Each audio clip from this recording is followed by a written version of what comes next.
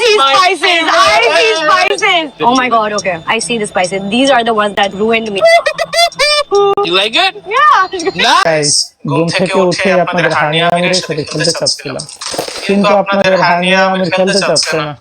বাংলাদেশে চলে এসেছে হানিয়া আমির এবং সে হানিয়া আমির চলে আসছে, কিন্তু এখন সবাই কিন্তু তাকে নিয়ে ভিডিও বানাইতেছে। সর্বপ্রথম কে ভিডিও বানানো শুরু করেছে, সর্বপ্রথম সবার আগে কিন্তু ভিডিও বানানো শুরু করেছে রাফসান দা ছোট ভাই। কিন্তু সব সময় কাজ করে, সব সময় রাফসান দা বড় ভাইয়ের মতো। হানিয়া আমির যখন বাংলাদেশে এসে, হানিয়া আমির কিন্তু একজন পাকিস্তানের নায়িকা নাম করা, এবং সে যখন বাংলাদেশে আসছে তখন কিন্তু রাফসান দা ছোট ভাই তাকে খপ করে ধরে নিয়েছে, মানে ওই ধরা সেই ধরা না, তাকে নিয়ে ভিডিও বানানো শুরু করে দিয়েছে। মানে রাফসান দা ছোট ভাইয়ের কাজ হচ্ছে একটাই, যে ভাইরাল পার্সন এখন বাংলাদেশে আসবে তাকে নিয়ে ভিডিও বানানো। যেমন দাউদ কিং যখন এসেছিল আমাদের বাংলাদেশে, তখন তাকে নিয়ে সে কন্টেন্ট তৈরি করলো।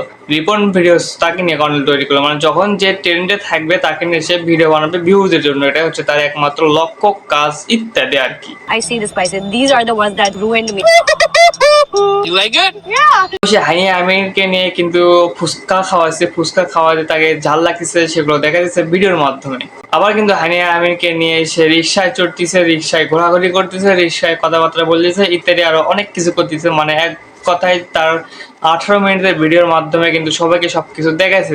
সে 18 মিনিটে কি কি করছে, তার সঙ্গে কোথায় কোথায় গেছে, কি কি খাওয়াইছে ইত্যাদি আরো এগুলো অনেক কিছু দেখাইছে, ভিডিওর মাধ্যমে তুলে ধরছে আর কি। শুধু তাকে নিয়ে রাফসান দা ছোট ভাই ভিডিও বানায়, মানে রাফসান ছোট ভাই শুধু আসল ভিডিও বানাইছে, আর অন্যান্য কন্টেন্ট ক্রিয়েটররা তাকে এডিট করে বসেছে। মানে আমাদের হচ্ছে স্বপন ভাই, ঠিক আছে, স্বপন ভাই দেখেন কি করছে কামটা।